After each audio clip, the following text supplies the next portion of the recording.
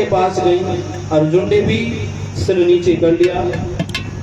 एक एक करके सभी के पास गई, लेकिन सभी ने जब मना कर दिया तो माता बहुत दुखी हुई और कहने लगी कि तुमने मारा तो उन निर्दोषों को मारा जिसने पूरा कुल का नाश करा दिया, तुम उसे छोड़कर चले आए, ये तुमने बहुत बुरा किया। माता रोने लगी।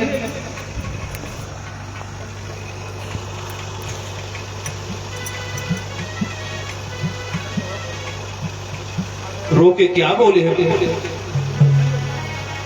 रोकर बोली है माता,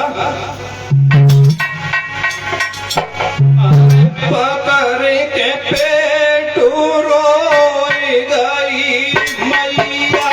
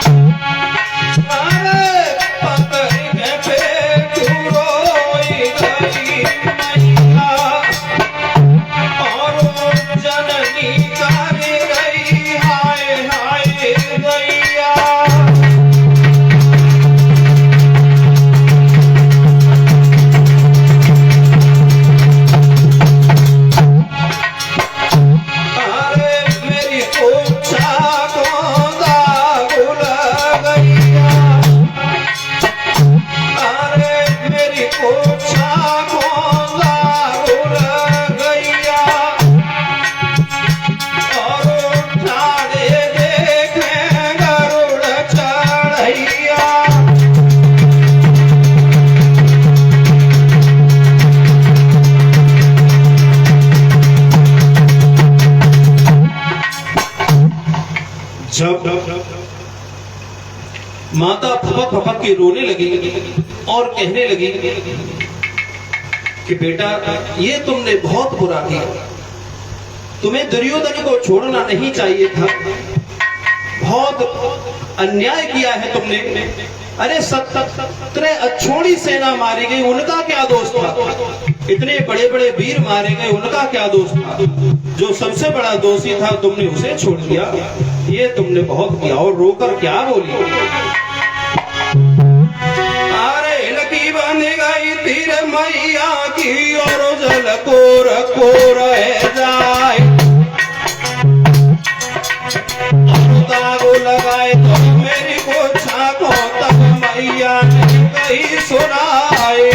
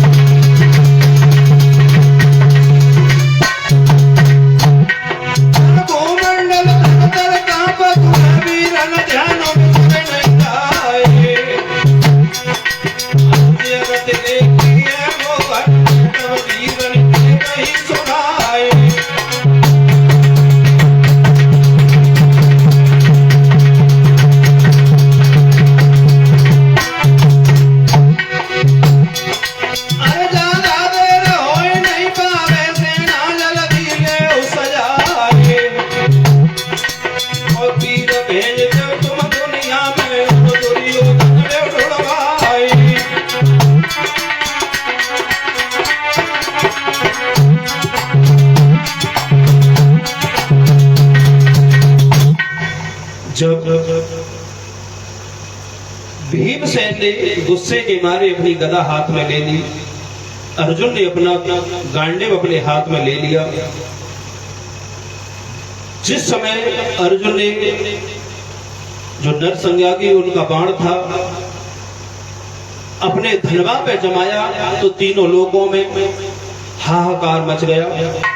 तो भगवान कन्हैया ने कहा, अर्जुन क्या कर रहे हो, ये बाण मत चला देगा, बहुत सारे निर्दोष व्यक्ति मारे जाएंगे, उनका क्या दोष है, ऐसा करने से कुछ भी फायदा नहीं है। आप ऐसा करो, जल्दी सेना सजा लो और अपने जो गुप्तचर हैं चारों तरफ भेज दो, दुर्योधन का पता लगाओ, जहां भी दुर्योधन मिल जाएगा उसका विनाश करो, उसे खत्म करो, निर्दोष को मारने से क्या फायदा। तो भगवान कन्हैया के कहे अनुसार चारों तरफ गुप्तचर चले गए।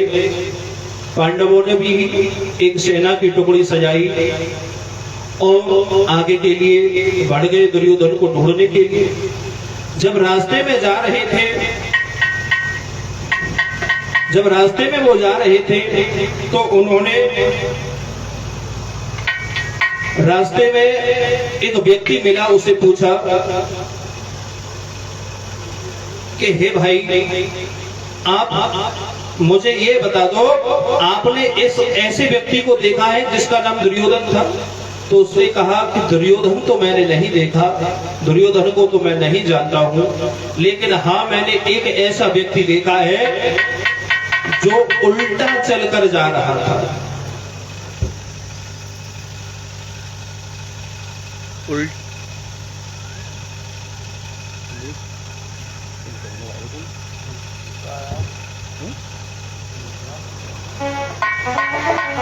जो उल्टा चलकर जा रहा था और उसके सिर पर एक मुकुट था जिसमें मणि जल रही थी। भगवान कन्हैया तुरंत समझ गए कि दुर्योधन बहुत चालाक है। भाई इतने दिनों तक युवराज रहा है हस्तिनापुर का, तो बहुत ही ज्यादा अच्छा राजा था। कहा जाता है कि दुर्योधन इतना बलवान था कि जब वो निकल के जाता था तो पक्षी उस पर छांव कर देते थे, इतना तेजस्वी राजा था। लेकिन कर्म गलत थे। व्यक्ति का एक कर्म अगर वो अच्छे काम करे तो कई पीढ़ियों को उसका सुख मिलता है, अगर कुछ गलत कर जाए तो कई पीढ़ियों को उसका भुगतान करना पड़ता है। बहुत सारे व्यक्ति ऐसे देखे होंगे जिन्होंने अपने जीवन में कभी भी कुछ भी गलत नहीं किया होगा और उनका पूरा जीवन दुख में ही व्यतीत हो गया होगा। ये भी हो सकता है कि उनके पूर्व जन्म के कुछ पाप हो, या ये भी हो सकता है कि उनके पूर्वज कुछ गलत कर दे। अगर कोई पाप की कमाई जोड़ जोड़ के रख जाता है तो भाई भोगते तो वो भी है। ऐसा तो नहीं कि जब संतान को पता चले कि हमारे जो पूर्वज थे वो तो पापी थे, उन्होंने पाप की कमाई जोड़ी है तो वो उसे दान कर दे, ऐसा कोई भी नहीं है। वो भी उसका भोग करते हैं। जब उसका भोग करेंगे तो उसका परिणाम भी तो उन्हें भोगना पड़ेगा। इसी प्रकार दुर्योधन जो उसने गलत काम किए थे, इसकी वजह से उसका पूरा जो कुनबा था उसका विनाश हो गया। रावण ने क्या गलती की थी? रावण ने एक गलती की थी कि शूर्पणखा की बात मानी थी। उसकी बात मानकर सीता माता को हरलाया था। कहते हैं 1 लाख पूत 1.25 लाख नाती, जा रावण घर दिया नवाती। एक छोटी सी गलती उसके लिए तो छोटी थी क्योंकि तपस्वी बहुत बड़ा था, लेकिन नाती बंदी पुत्र सभी का विनाश करवा दिया। दुर्योधन की एक गलती यह थी कि उसने शकुनी की बातों को माना था। सबसे बड़ी गलती यही रही थी कि उसने शकुनी की बातों को मानना प्रारंभ कर दिया था। शकुनी तो विनाश चाहता ही था।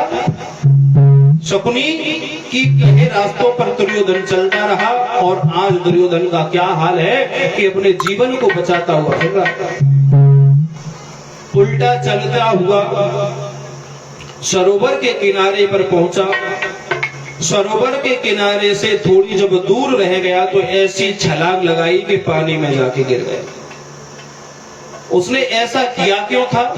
उसने ऐसा इसलिए किया था कि जब कोई देखे तो उसे ये लगे कि इधर कोई गया नहीं, इधर से दूसरी तरफ के लिए कोई गया। लेकिन जिसके साथ परमात्मा स्वयं हो, भगवान कृष्ण हो, उनसे कोई कौन बच सकता है? तन की जाने मन की जाने, जाने चित्त की चोरी, उनके हाथ से बचो कहा, उनके हाथ संसार की डोरी। यानी वो तो हर व्यक्ति के हृदय में कितनी भी गहराई में कोई बात हो सबको जानते हैं।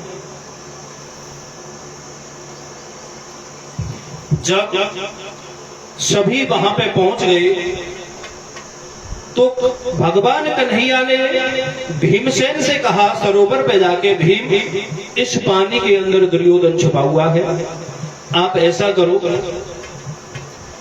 भीम से कहा कि आप ऐसा करो, इस पानी पर प्रहार करो, पानी फट जाएगा और दुर्योधन दिख जाएगा। तो भीम ने कहा, महाराज मैं प्रहार तो कर दूंगा, लेकिन मेरे प्रहार से जो जलीय जीव जंतु हैं, जो निर्दोष हैं, वो भी मारे जाएंगे। क्योंकि भीम के अंदर तो बहुत ताकत थी, 10,000 हाथियों का बल बताया जाता है। तो भगवान ने कहा तो ऐसा कर, उसके लिए बुरे शब्दों का प्रयोग कर, उससे अपशब्द बोल, वो तुरंत निकल के आ जाएगा। भगवान कन्हैया के कहे अनुसार भीमसेन वहां पे अपशब्द बोलने लगे, कहने लगे, हे नीच, हे पापी, तूने पूरे कुनवा को मरवा दिया, अब इस पानी में जाके छुप गया है, अपने जीवन को बचाकर भी तू कर भी क्या लेगा? तू बच भी जाएगा तो क्या कर लेगा? तेरा परिवार में तो कोई बचा नहीं। जब ऐसी बातें दुर्योधन ने सुनी तो सरोवर में से निकलने के लिए जब तैयार हुआ तो लक्ष्मी माता ने उनके दुर्योधन का पैर पकड़ लिया कि दुर्योधन पानी से निकलकर मत जा, तू मारा जाएगा। दुर्योधन ने लेकिन नहीं माना। हमारे बुजुर्ग गाते हैं कि निकरो जले फार के कमला में लात मार। कमला यानी श्री लक्ष्मी जी। जब लक्ष्मी जी में लात मारी तो उन्होंने श्राप दे दिया कि दुर्योधन जा, तू कुछ ही क्षण का मेहमान है, तू बच नहीं पाए। जब दुर्योधन बाहर आया, बाहर आकर सभी पांडवों से कहने लगा, पांडवों तुमने मुझे क्यों बुलाया है, क्यों याद किया है? तो महाराज युधिष्ठिर जो सबसे समझदार थे, धर्म के अवतार थे, वो आगे बढ़कर गए हैं और दुर्योधन से हाथ जोड़कर बोले हैं। क्या बोले हैं? हस्तिनापुर के तुम अधिकारी,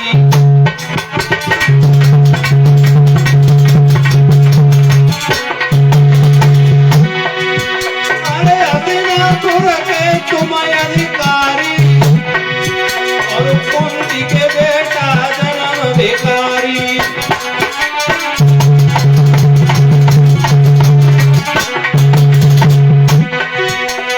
पांचों सेवा करें तुम्हारी, अरे पांचों सेवा करें तुम्हारी, वो इतनी मानो बात हमारी।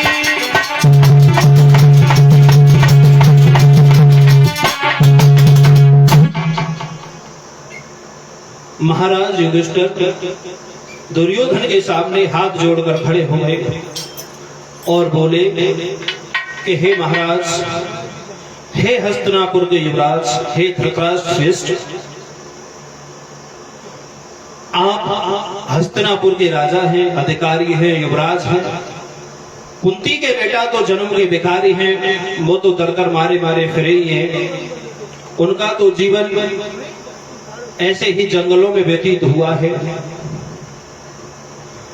आप हम पे कृपा कर दीजिए, हमें हस्तिनापुर का राज्य नहीं चाहिए। हम अभी भी, बेशक तुम ही जिंदे रहे हो, बाकी तुम्हारे सभी वीर मारे गए हैं, लेकिन फिर भी हमें हस्तिनापुर के राज्य का मोह नहीं है। हम सिर्फ और सिर्फ इतना चाहते हैं कि आप हमें 5 गांव ही दे दीजिए। तो दुर्योधन ने कहा 5 गांव? अच्छा, पहले तुमने कितने मांगे थे? युधिष्ठिर ने कहा 5। और मैंने क्या कहा था कि तुमने कहा था कि मैं सुई की नोक की बराबर जमीन भी नहीं दूंगा। तो दुर्योधन बोला अब क्या बदल गया? अब तो मेरा सब कुछ समाप्त हो गया, तो अब मैं तुम्हें ज्यादा कैसे दे सकता हूं? अब तो कुछ भी नहीं होने वाला है। अगर युद्ध करना चाहते हो तो युद्ध करो, मैं अपने जीतों जी, जब तक मैं जीऊंगा जब तक तो मैं तुम्हें कुछ भी नहीं दूंगा।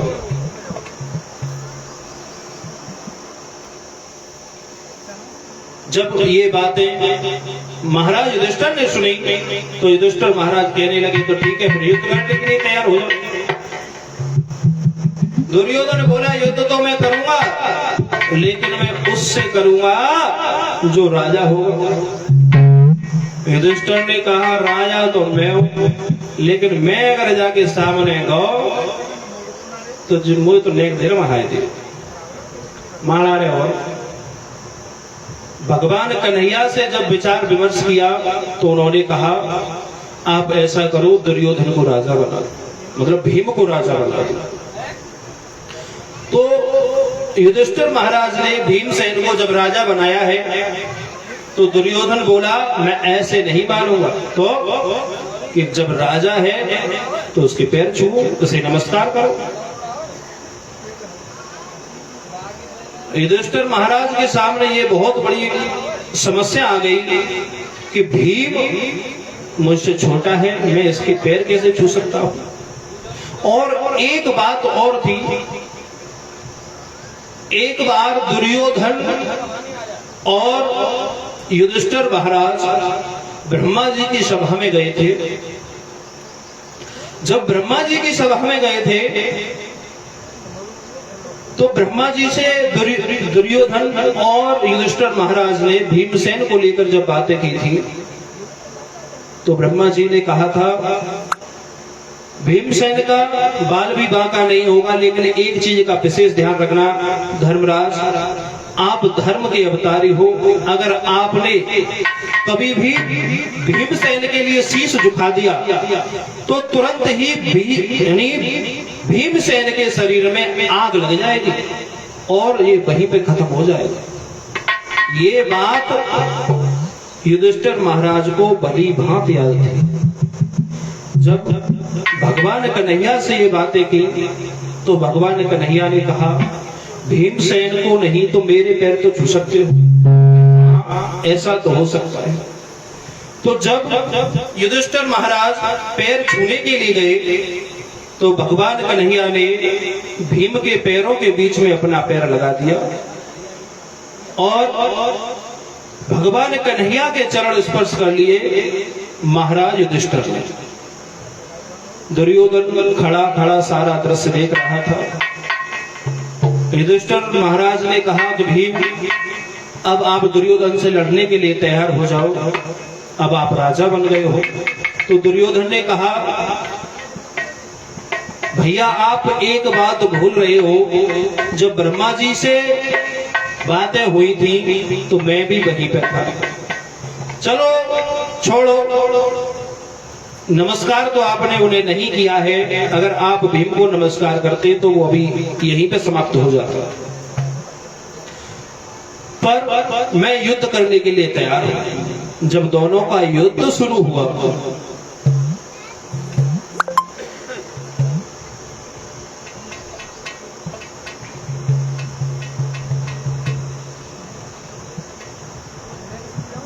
जब दोनों का युद्ध शुरू हुआ, गदा युद्ध बहुत भयंकर चलने लगा। और जब गदा युद्ध बहुत भयंकर चल रहा था, क्या हुआ?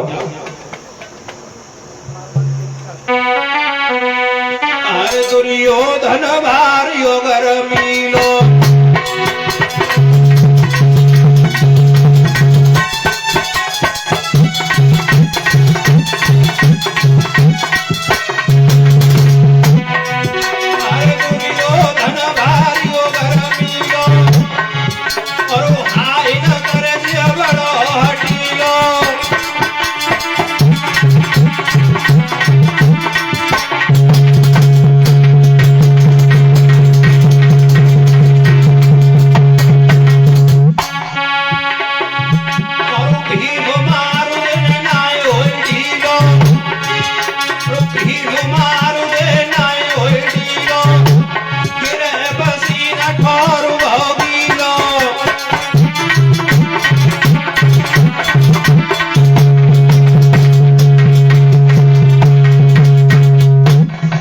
जब भीमसेन दुर्योधन में मार लगाने लगा तो दुर्योधन बिल्कुल भी 1% भी उस पर फर्क नहीं पड़ रहा था। कारण क्या था? शरीर वज्र का। जब भीमसेन दुर्योधन में गदा मारता था तो उसके शरीर से आवाज आती थी जैसे कि लोहे में पड़ने की आवाज आती है। लोहे में अब जब आप हथौड़े का प्रहार करोगे तो लोहे से कैसी आवाज आती है, ऐसी ही आवाज आती थी दुर्योधन के शरीर से।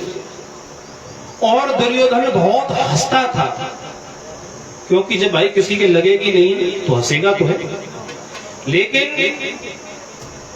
जब दुर्योधन प्रहार करता था भीमसेन कहा जाता था, क्योंकि ताकत दोनों में 10,000 हाथियों की थी। एक भीमसेन, एक दुर्योधन, एक कीचक, इन तीनों वीरों में 10,000 हाथियों की ताकत थी। तीनों ने भगवान शंकर की आराधना की थी।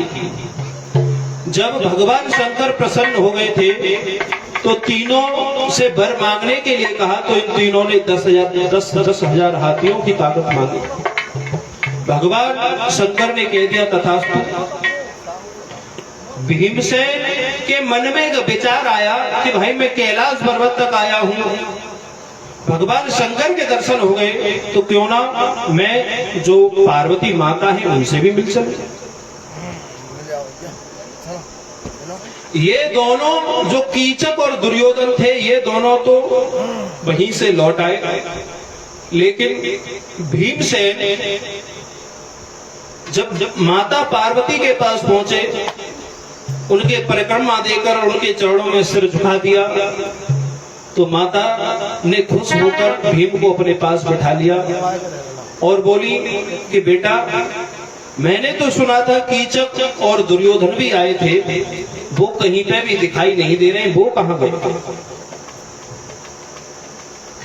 तो भीमसेन ने कहा कि माता वो तो चले गए, मैं ही अकेला यहाँ पे आया हूं। तो ये बात माता को अच्छी नहीं लगी।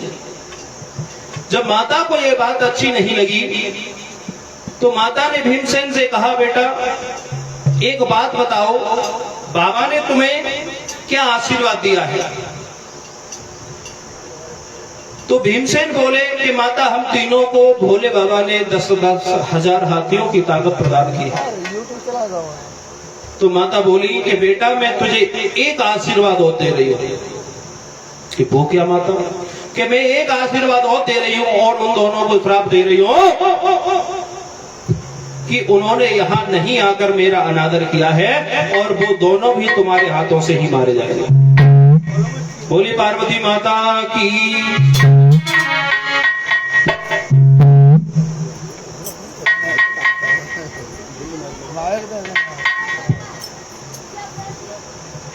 जब कीचक तो दुर्योधन, यानी कीचक को तो भीमसेन पहले ही मार चुके थे। अब बारी किसकी थी? भीमसेन। जब भीमसेन से युद्ध चलने लगा, जब भीमसेन के दुर्योधन प्रहार कर रहा था, भीमसेन बहुत ही व्याकुल हो रहा था। व्याकुल होकर एक भजन बोल लेते हैं, उसके बाद बराबर की सेटिंग कर लिया ना। हेलो हेलो बिल्कुल बराबर कर दो सभी से। हेलो हेलो राधे, जय श्री राधे। हेलो एक बार सेट कर दो, बढ़िया। हेलो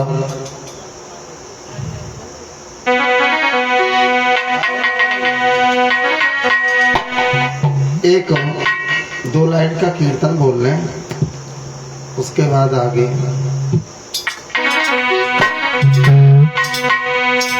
सभी प्रेम से बोलेंगे, तालियां बजाते हुए, ठीक है।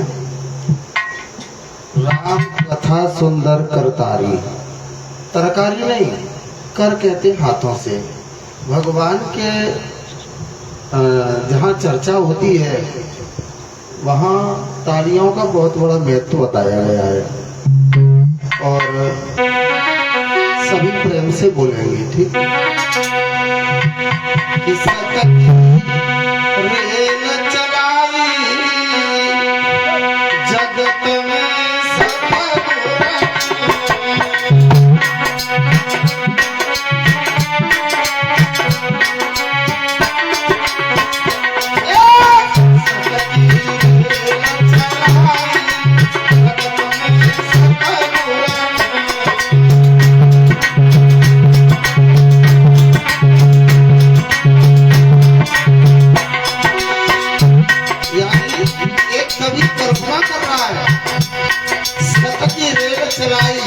जगत में सतगुरु ने। सतगुरु किसे कहते हैं? लेकिन सतगुरु की उपाधि बहुत बड़ी होती है। मेरा कहने का मतलब यह है, आजकल के गुरु की तो पता ही ना है।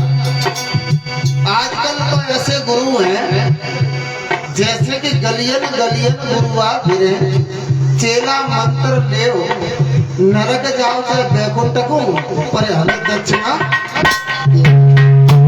ऐसे। लेकिन एक कवि कल्पना कर रहा है और कहता है, अरे सत की रेल चला जगत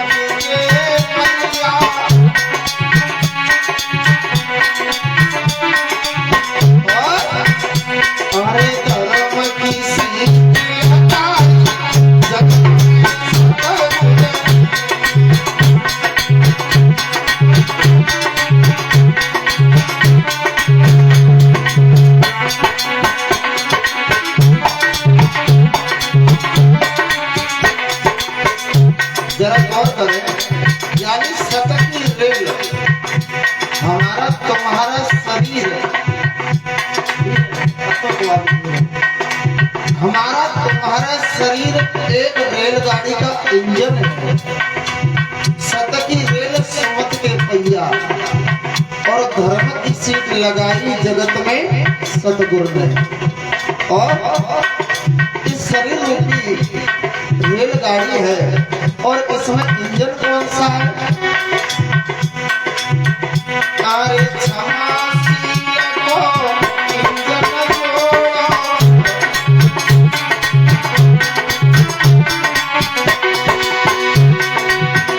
अरे क्षमाशील को इंजन जोड़ा,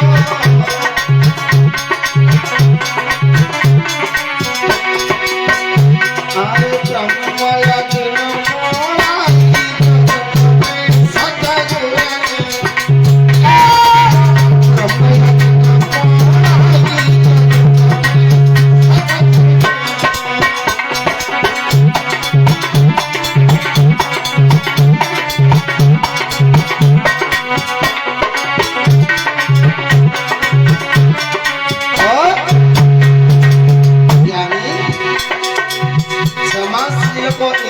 जोड़ो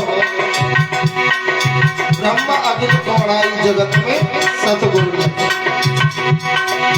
सतगुरु की उपाधि बहुत बड़ी बताई गई है।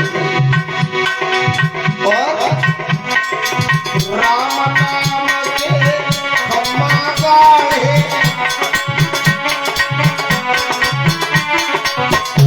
हमारे तुम्हारे शरीर के अंदर जो पैर लगे हमारे तुम्हारे पैर, वो राम नाम होती है। राम नाम के खम्मा गाढ़े,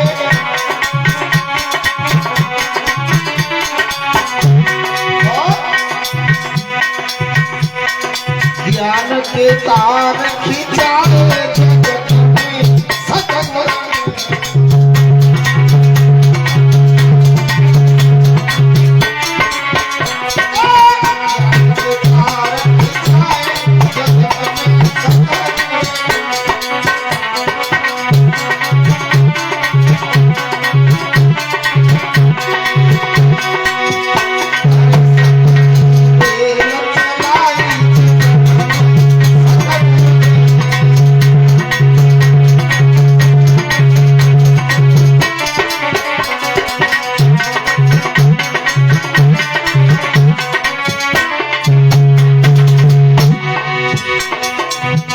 स्टेशन से छूटी गाड़ी,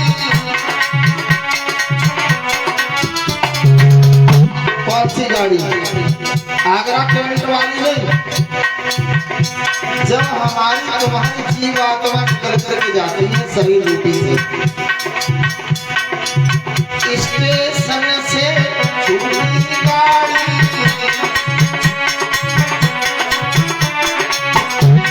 और परिषद महाराज कहाँ जाके रुकती है वो गाड़ी? हाँ बताओ। अरे स्टेशन से छूटी गाड़ी, गुरुचरण